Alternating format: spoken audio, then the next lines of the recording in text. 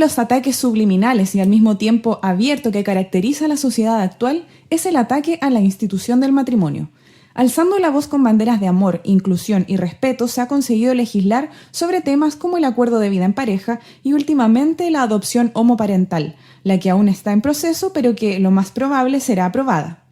El punto de partida para estas leyes es la negación de la existencia de Dios o la creación de un Dios a la medida, a saber, tolerante y de mente progresista.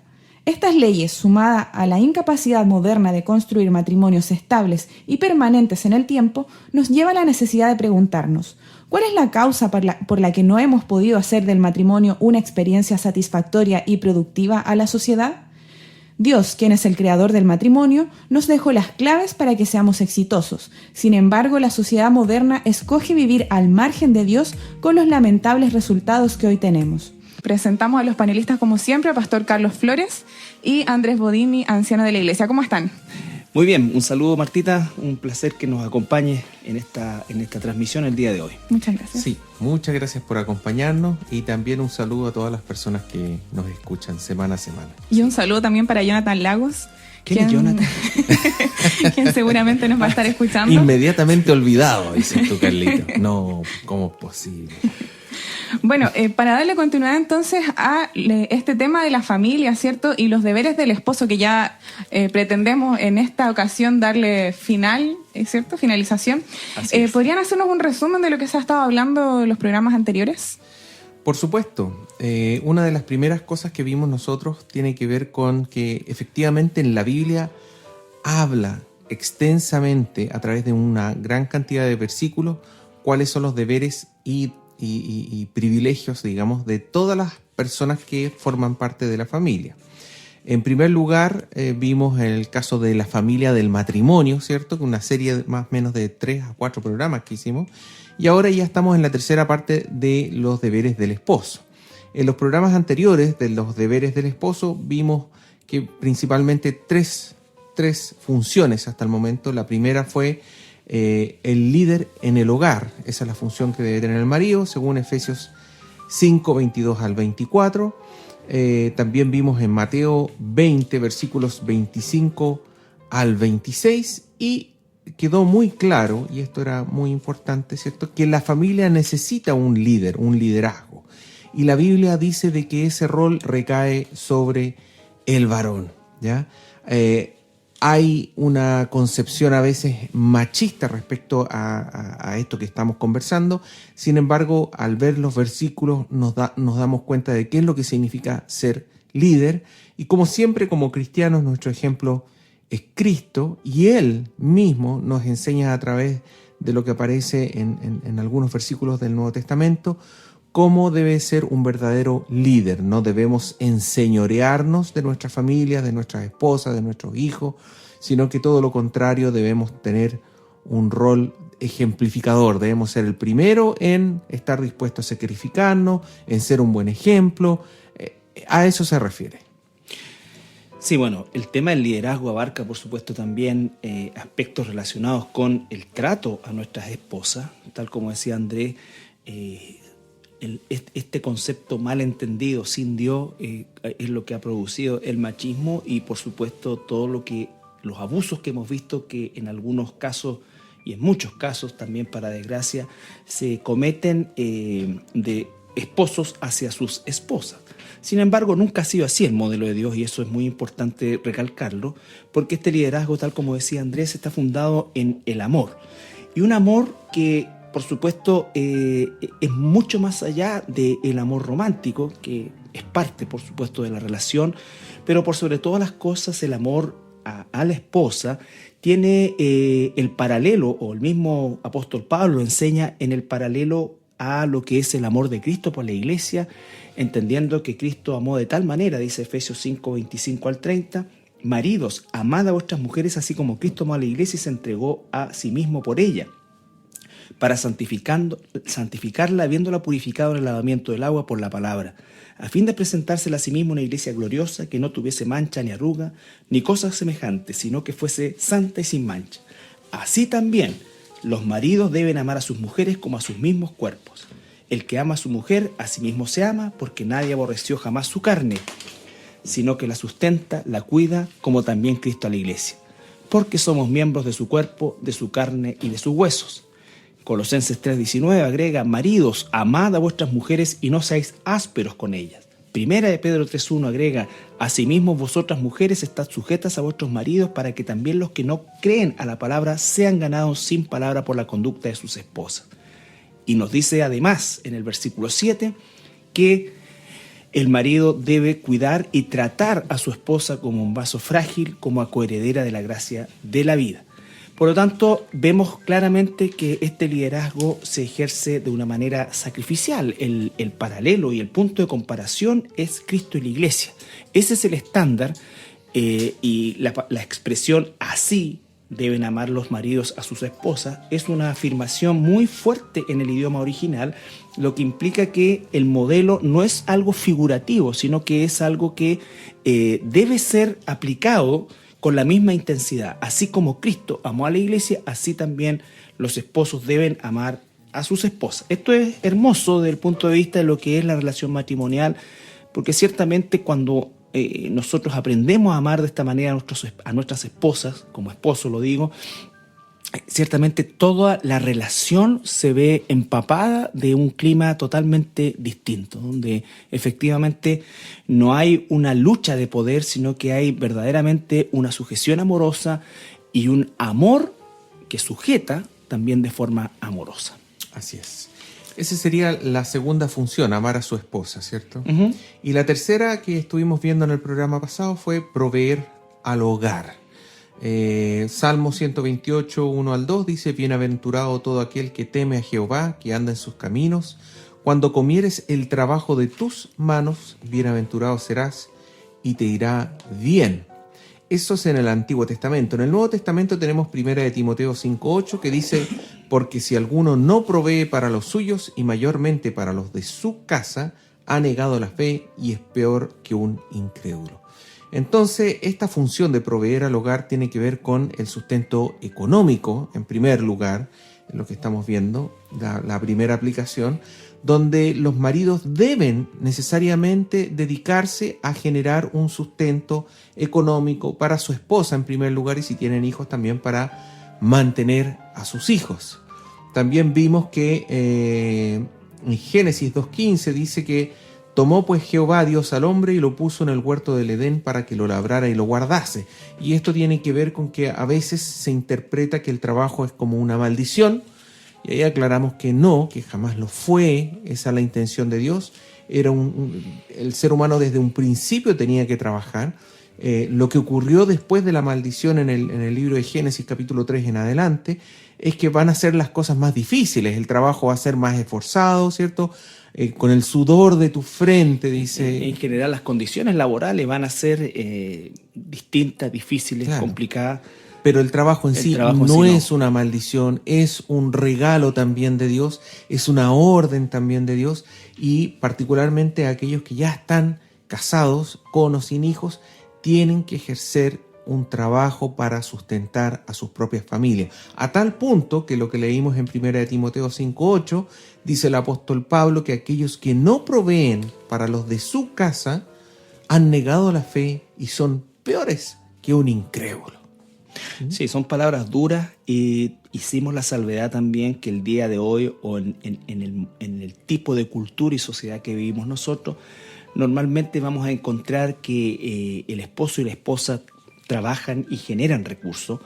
Eso es parte del tipo de sociedad que nos toca vivir, pero el ideal siempre es el que Dios nos entrega, en el punto de que sea siempre el hombre el que sea, por decirlo de alguna manera, quien esté más dispuesto a generar estos recursos como un deber principal. Un hombre no debiera no trabajar, sino que todo lo contrario, debiera ser siempre alguien que trabaje. Yo creo que no se trata de ser más moderno, menos moderno, no, se trata de que hay un ordenamiento de parte de Dios, porque hay instancias donde la mujer trabaja y han llegado a cierto acuerdo y el hombre se encarga de los deberes de la casa, y eso no es un modelo bíblico, Ahora, por circunstancias, el hombre puede que en su actividad laboral incluso perciba menos recursos que su esposa, por decirlo de alguna manera, pero eso no quita que el hombre tiene que ser el agente principal de la provisión del hogar. Correcto, leíamos también nosotros en Proverbios, capítulo 30, la famosos versículos que describen a La mujer virtuosa. La mujer virtuosa, ¿cierto? Y leíamos ahí esta mujer que cumple con muchas cosas, ¿cierto? Trabaja, alimenta, pero también aparece esto de que invierte, que compra un campo, que teje y vende, tiene una pyme, decías Sí, tú. una pyme, exacto. En aquellos tiempos ya. Ya existían las pymes. Pero cuando uno lo lee con detenimiento, uno nota que ahí obviamente hay un orden y hay una prioridad. Es decir, esta mujer que trabaja, que invierte y todo lo demás, no descuida a su marido, ni descuida a sus hijos. Mira, yo me detendría, yo sé que necesitamos pasar a otro punto, pero yo quisiera tomarme un minuto más en el hecho de que la mujer siempre trabaja. Yo creo que no hay trabajo más noble, más esforzado y más entregado que una mujer que se dedica al trabajo del hogar. El tema es que no hay un contrato de por medio, no hay remuneración de por medio, pero también hoy día el tema de trabajar se asocia solamente a una actividad profesional o laboral fuera de la casa donde hay una remuneración. Entonces, tenemos que ser justos y cuando hablamos de que la mujer trabaje o no trabaje, estamos refiriéndonos específicamente a un trabajo remunerado fuera del hogar o dentro del hogar en condiciones un poco como la mujer virtuosa, ¿no es cierto? Una mujer a lo mejor que trabaja en su computador y quién sabe, hay tantas actividades que se pueden realizar el día de hoy. Pero el tema es que no queremos desacreditar bajo ningún punto de vista el trabajo en el hogar. El trabajo en el hogar, que es un trabajo intenso, es un trabajo 24/7. Entonces eso también es importante recalcar, porque a lo mejor hay personas, mujeres, que están escuchándonos y pensarán que, bueno, por ser dueñas de casa no trabajan. Y por supuesto que sí, y quizás mucho más que otros. Bien, muchas gracias entonces por ese resumen. Vimos 3 funciones claras que debe cumplir el marido entonces. El primero sería ser líder de su hogar. El número 2 sería amar a las esposas. Y el número 3 sería proveer al hogar. Qué importante es recordar constantemente estas funciones, ¿cierto? ¿Y hay más funciones descritas en la Biblia? ¿Si me pueden comentar? Sí. Bueno, tenemos una cuarta función que diríamos habla en relación ya al concepto de la intimidad, que es lo que hablaríamos nosotros, cumplimiento conyugal o la intimidad física que existe entre el esposo y la esposa y que por supuesto en los conceptos bíblicos está solamente reservada para el matrimonio. En el ámbito del matrimonio. Leamos versículos, Carlitos. Primera de Corintios, capítulo 7, versículos 3 al 5, dice: el marido cumpla con la mujer el deber conyugal, y asimismo la mujer con el marido. La mujer no tiene potestad sobre su propio cuerpo, sino el marido, ni tampoco tiene el marido potestad sobre su propio cuerpo, sino la mujer.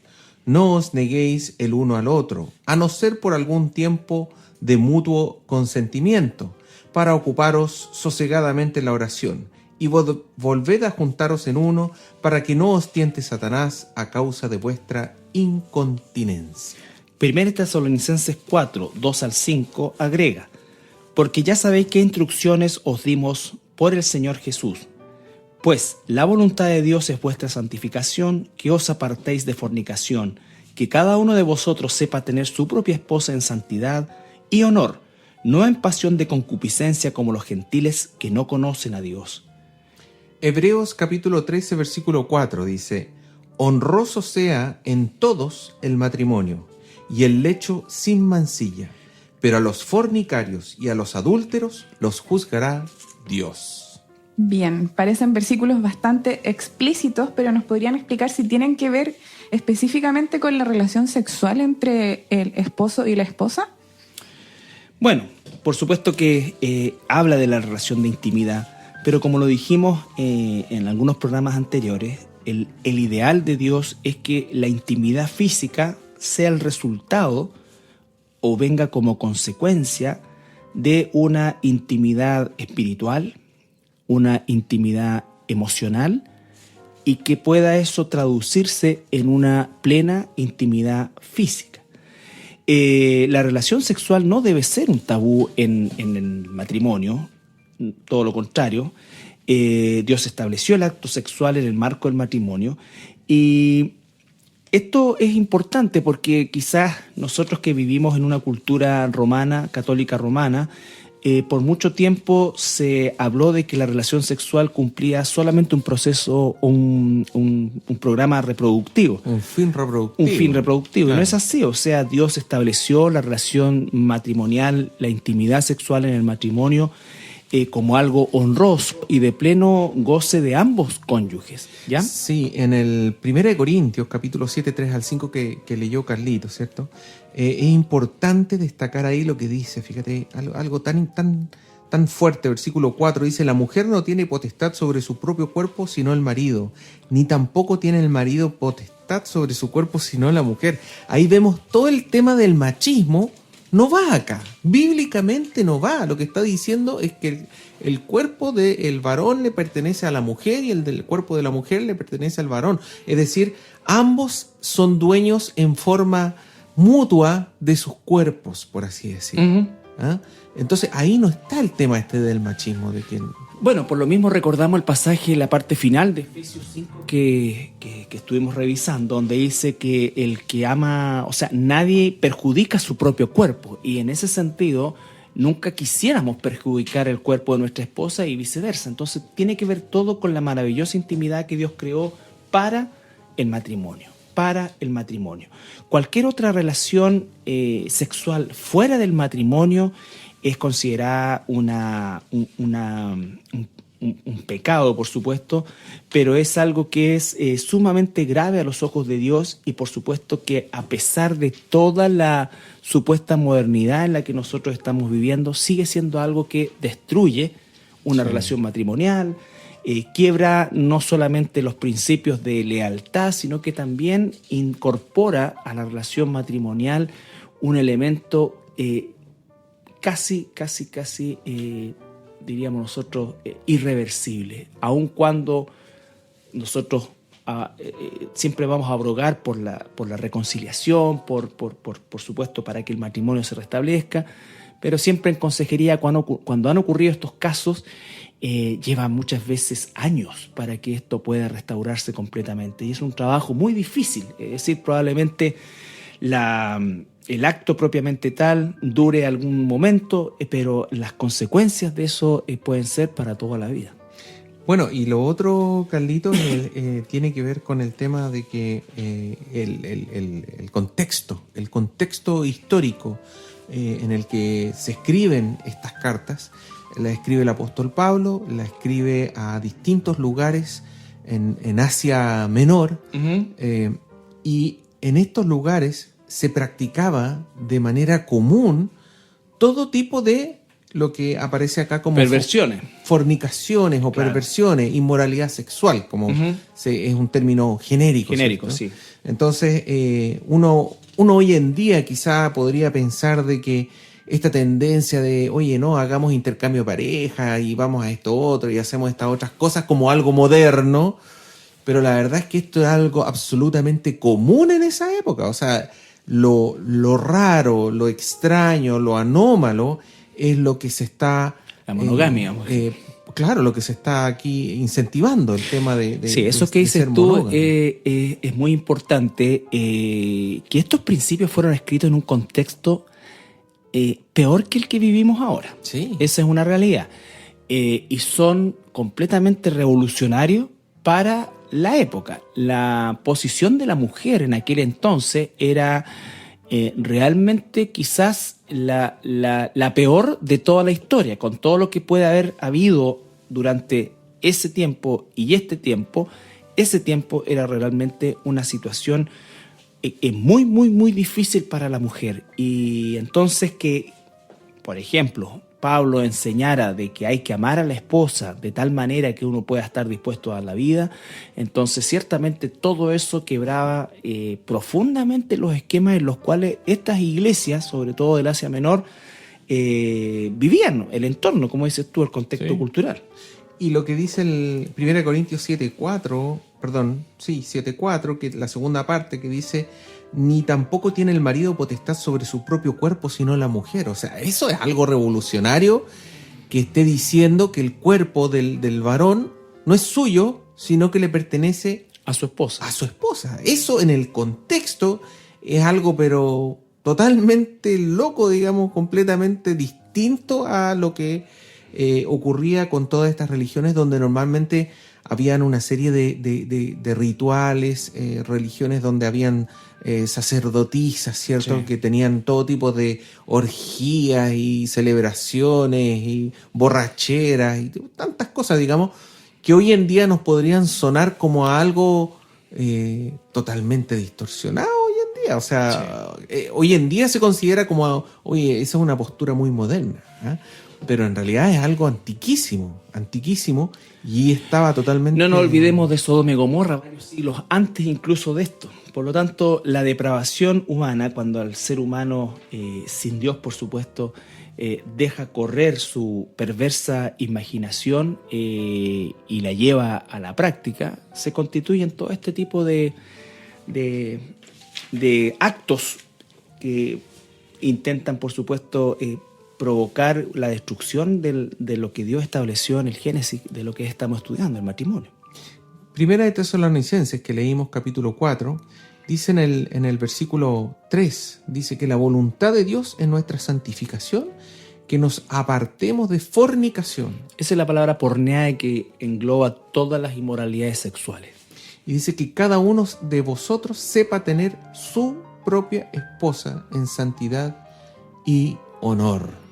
Ese es un mandato que nuevamente, a la luz actual, es como lógico, pero en aquella época las personas tenían sus esposas, pero tenían concubinas por todos lados, todo tipo de desórdenes. Por eso después sigue el versículo 5, dice, no en pasión de concupiscencia, dice, como los gentiles que no conocen a Dios.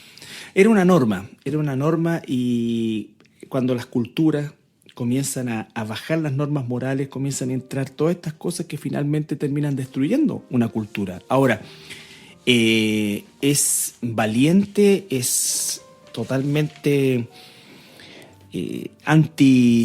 anticultura lo que Pablo está diciendo acá. En esa época, como dices tú, el día de hoy quizás todavía no tanto, pero vamos caminando hacia allá. Por lo tanto, el propósito justamente de estos estudios es que nosotros podamos fortalecer lo que es la estructura del matrimonio conforme Dios la estableció desde todo punto de vista. Vimos los roles, por lo menos los roles del varón, y estamos llegando a un punto clave, que es esta relación de intimidad, que, como dijimos, para que sea una intimidad física de toda bendición, debe venir, ¿no es cierto?, primero una unidad en el espíritu, en las emociones, de conocernos, de entendernos, y por supuesto también de relacionarnos sin ese egoísmo típico que podemos ver nosotros en las relaciones sexuales en general.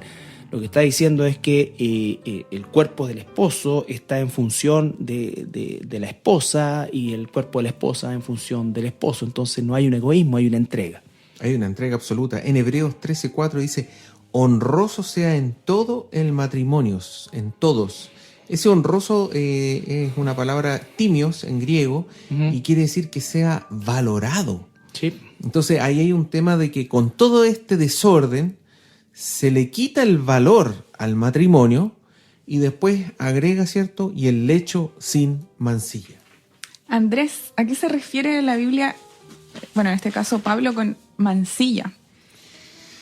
Mira, la palabra que aparece ahí como mancilla es amiantos, y quiere decir incontaminada. También se le dice sin mácula o sin mancha, de ahí viene la palabra inmaculada, ¿cierto? Sin mancha, y quiere decir, como dice ahí, sin contaminación, que el lecho es la cama en el fondo, el lugar donde ocurre la relación sexual, sea sin ningún tipo de perversión sexual. Exacto, porque el tema de la sexualidad, punto uno, está en función del matrimonio, ya solamente reservada para el matrimonio, pero esa relación no debe ser algo que de alguna manera ofenda la relación en sí, ¿no es cierto? Muchas veces uno pudiera pensar que vamos a hablar en términos un poco más adultos, ¿no es cierto? Se pueda quizás hacer todo tipo de actividades con el esposo o con la esposa. Y no es así. Hay hay límites para esto, ¿no es cierto? Y no se trata de que ocurra una instancia en la cual una de las partes se vea menoscabada en la relación sexual. A eso se refiere, ¿no es cierto? Sabemos que aún dentro de las relaciones sexuales pueden haber perversiones en las cuales, no sé, pues todo lo que hoy día existen, todos estos sex shop, ¿no es cierto? Donde venden látigo, esposa, ¿no? y todas estas tonteras, ¿no es cierto? Que en el fondo es como para ponerle emoción a pero no tiene que ser así, porque en eso una de las dos partes se ve menoscabada, y la relación sexual bajo ningún punto de vista debe mancillar, que es lo que está ahí, menoscabar la dignidad de uno de los cónyuges. Cuando se hace eso, se está de alguna manera o de todas maneras faltando la dignidad de uno de los cónyuges, ¿ya? Sí, ese tema... Sí, que no es para ponerse tan imaginativo. Sí, ni trajecitos, ni cosas ni por el estilo, digamos. Debe ser sin mancilla. Y la verdad es que no es necesario, porque es un poco lo que decías tú, Carlito, el tema del ámbito de la relación sexual. Uno entiende todas estas distorsiones cuando ya los empiezan a sacar del ámbito del matrimonio, y del matrimonio bien formado, como corresponde, como estamos leyendo que Dios quiso que fuese el matrimonio. Por eso es tan importante lo que nombrábamos, el hecho de que debe haber una unidad espiritual y una unidad emocional. O sea, cuando es solo lo físico, obviamente que eso va a traer por así decir, una monotonía que va a tratar de ser cambiada desde estos aspectos. Pero lo otro es algo que viene como la culminación de este proceso. Entonces, el cultivar el liderazgo, el esposo, el sujetarse a la esposa, el compartir de Dios juntos, el entenderse, cuidarse, ¿no es cierto?, comprenderse, el amarse propiamente tal, va a traer como culminación una relación satisfactoria en lo físico también. Claro, es como la parte última, por así decirlo. Claro, no. Ahora es cuando se parte por eso, claro que al poco tiempo seguramente se va a estar buscando otras experiencias, porque el amor no debiera empezar por lo físico, no es el modelo de Dios, sino que debiera empezar por lo espiritual. Yo comentaba hace unos programas atrás esta doctora que no era una doctora cristiana ni nada por el estilo, pero ella defendía el tema de la relación sexual en el ámbito del matrimonio, porque ella decía que hoy en día muchas veces los jóvenes dicen, oye, no, si es una relación sexual no más, y lo que ella explicaba en base a su experiencia médica es que no es así. La relación sexual es súper fuerte y puede traer unas consecuencias pero súper grandes. No es como ir y, no sé, pues tomarse una bebida y comer una hamburguesa. No es lo mismo. No es una actividad física cualquiera más. ¿Por qué? Porque en primer lugar te puede traer todo tipo de consecuencias médicas, donde tú vas a recibir algún tipo de enfermedades, como hoy en día está el tema del SIDA, ¿cierto? U otro tipo de el resurgimiento de una serie de infecciones venéreas que hace rato se habían no erradicado, pero la casuística era bajísima. Hoy día está volviendo otra vez. Después tenemos las consecuencias que puede ser un embarazo no deseado, ¿cierto? Con todo lo que implica el tener un bebé, el criar un bebé, ¿cierto? Y por otro lado, tiene toda una serie... O el abortarlo, que es una opción que desgraciadamente está. Aún peor. Y además pueden tener todo tipo de consecuencias emocionales, porque hay personas que pueden tener una mala experiencia y tener un trauma de por vida por este tema de las relaciones sexuales. Entonces, por eso es que Dios colocó en el ámbito del matrimonio el tema de las relaciones sexuales. No es una cosa de que porque sí nomás, porque eso es avejentado a la antigua. No, es porque no es no es cualquier cosa, por así decir. Es algo completamente distinto a otra actividad física, con todo tipo de consecuencias, y puede ser terribles, pero en el ámbito y en el orden que Dios nos las muestra a nosotros, puede ser maravilloso. Sí. Maravilloso. Efectivamente. Bueno, sin duda este es un tema bastante interesante que puede ser muy extenso por lo demás, pero en este caso lo estamos analizando desde el punto de vista de los deberes del esposo. Y antes de continuar, nos vamos con una pausa musical, vamos con una alabanza y ya regresamos.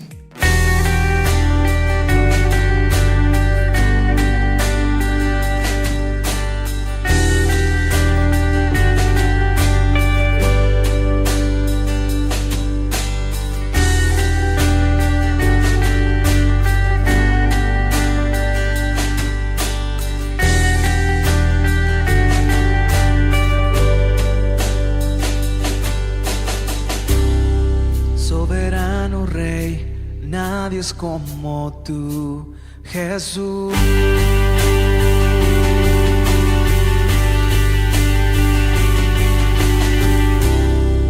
Único Señor, nunca fallarás a tu amor. Mi Dios, infinito es tu poder, nunca dejas de ser.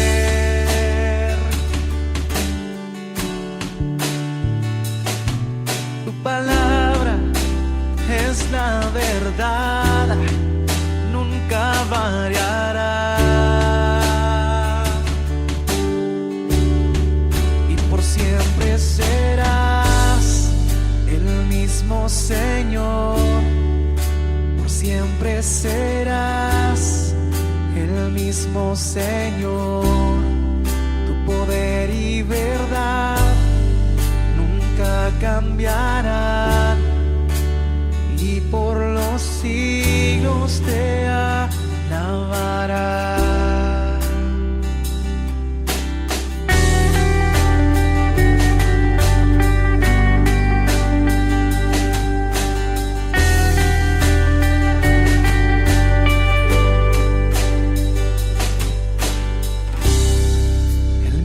De ayer, de hoy y por los siglos.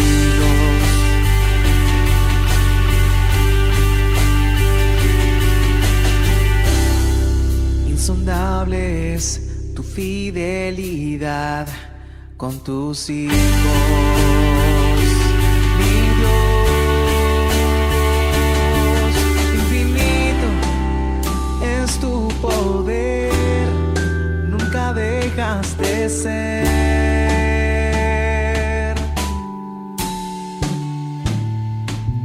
Tu palabra es la verdad, nunca variará.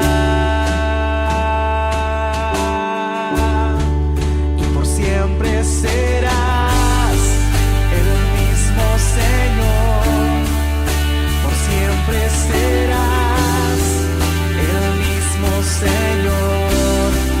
Tu poder y verdad nunca cambiarán, y por los siglos te alabarán. Y por siempre serás el mismo Señor, por siempre serás el mismo Señor. Tu poder y verdad nunca cambiarán, y por los siglos te alabarán.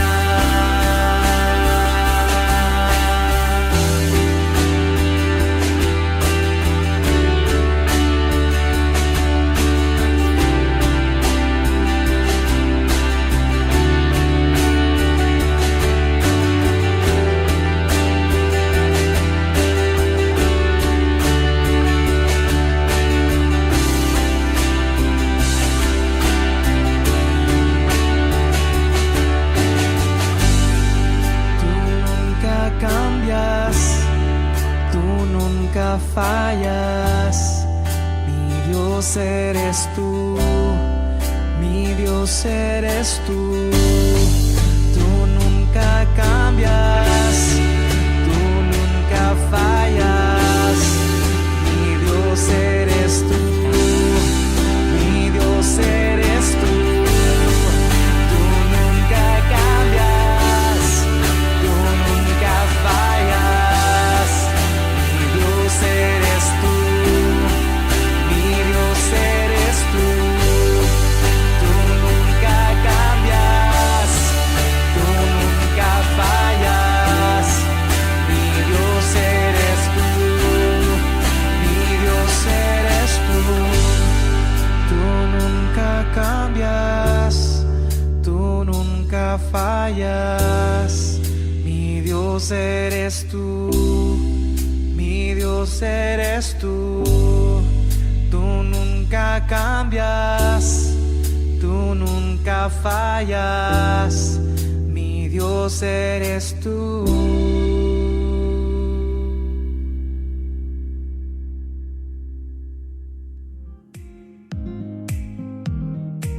Y ya estamos de regreso en el programa ¿Qué dice la Biblia? Con este gran tema que es la familia, y en la tercera parte de el tema, del subtema, por así decirlo, de los deberes del esposo. Estuvimos viendo tres grandes deberes del esposo que aparecen en la Biblia, que el primero era ser líder de su hogar, el segundo amar a las esposas y el tercero proveer al hogar. Pero como acá nuestros panelistas son dos hombres casados, les vamos a pedir que nos den algunos consejos basados en la Biblia sobre cómo aplicar estos deberes del esposo. Bueno, tal como decía Martita, nosotros tenemos bastante tiempo ya felizmente casados y debemos ser sinceros, o debo yo por lo menos ser sincero. Cuando me casé no tenía idea de estos principios y por eso que con mucho cariño se los queremos compartir. No como una forma de limitar las cosas, todo lo contrario. La palabra de Dios no está hecha para limitarnos, la palabra de Dios está hecha para que nosotros podamos reducir al mínimo las posibilidades de equivocarnos, y si hiciésemos caso de manera perfecta, que nunca va a ser así, sin duda alguna nunca tendríamos problemas. Pero el saberlo, el poder escucharlo y saber que el autor del matrimonio ha dejado estos principios y nos ha dado estos principios que fueron vigentes ayer, hoy y lo serán siempre, nos permite a nosotros con toda libertad poder compartirles de nuestra propia experiencia en la aplicación de estos principios. Lo primero de ello es que como liderazgo, como varón, como esposo, el ser líder no significa bajo ningún punto de vista anular a nuestras esposas, todo lo contrario. El tomar en cuenta siempre, consultar a nuestras esposas relacionado con decisiones importantes, decisiones que tengan que involucrar aspectos laborales, aspectos financieros, en fin, lo que sea, siempre debemos consultar a nuestra esposa, porque finalmente el propósito es también que ella se haga y sea parte de lo que son las decisiones familiares. El consenso en esas decisiones es importante, el no tomar un partido de lo que yo quiero o lo que uno u otro quiere, sino que lo que es mejor para ambos y siempre considerando la dirección de Dios. Hay principios fundamentales que ambos debemos conocer de la Biblia para poder aplicarlos a nuestras vidas. Pero la importancia de nuestras esposas es algo que la Biblia lo recalca y que nosotros como esposos cristianos tenemos que siempre valorar, y en muchos casos, ¿no es cierto?, la palabra sabia de nuestra esposa será la que prevalezca en bien de la familia. Sí, también hay otro aspecto importante que tiene que ver con el mandato que se nos da a los maridos una y otra vez, el tema del amor. Amad a vuestras esposas. Obviamente esto es por algo, esto es porque el varón, probablemente por su naturaleza, sus hormonas, no sé, tiende quizás a ser un poco áspero con sus mujeres, o a veces también falta expresividad, y nosotros los varones también a veces, ¿por qué no decirlo? También nos quejamos de ¿para qué tanta emocionalidad? Bueno, el tema es que tiene que haber también un aspecto emocional. Si se nos dice una y otra vez, amad a vuestras esposas, como Cristo amó a la iglesia, también nos dice que no solamente hay emocionalidad, porque dice, como Cristo amó a la iglesia, entregando su vida por ella, es decir, un amor sacrificial, dispuesto a dar nuestras vidas por nuestras esposas. Y este amor que también se nos llama a recordar siempre que no es el amor del mundo, es el amor de 1 Corintios capítulo 13, versículos 4 al 7, donde dice que el amor es benigno, es sufrido, no tiene envidia, no se envanece, no se jacta de nada, ¿cierto?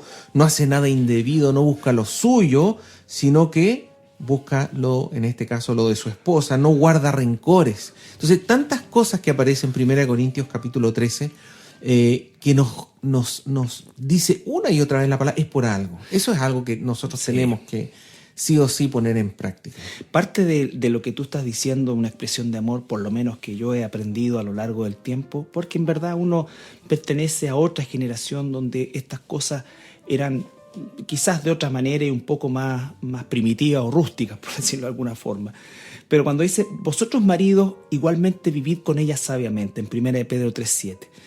Vivid con ella sabiamente. Yo me dediqué a investigar eso y en verdad implica el hecho de que una de las cosas que más expresa amor a nuestras esposas es conocerlas, tener sabiduría para tratarlas, saber, ¿no es cierto?, cuáles son sus necesidades realmente en lo emocional y poder estar dispuestos a satisfacerlas. No siempre entendiéndolas quizás, pero sí sabiendo que ellas necesitan de nuestro apoyo en momentos importantes de su vida. Uno quizás, como digo, puede resultar, como decías tú mismo, ¿no es cierto?, un tanto mucho más áspero, o frío, ¿no es cierto?, pero en verdad la mujer, la esposa, necesita sentirse amada, necesita el contacto, el trato, como dice acá, ¿no es cierto?, como vaso frágil.